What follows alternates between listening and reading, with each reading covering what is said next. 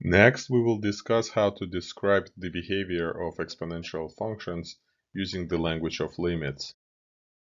Let's recall the properties of exponential functions with the base that is greater than 1.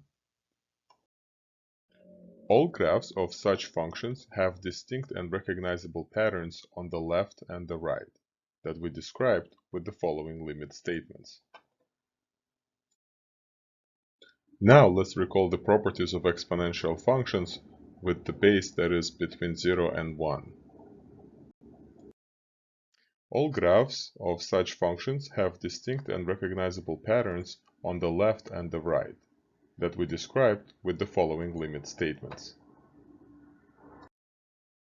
In summary, we add the following limits to our toolbox of limit statements. These statements can be intuitively remembered and applied in the following way. We discussed how to describe the behavior of exponential functions using the language of limits.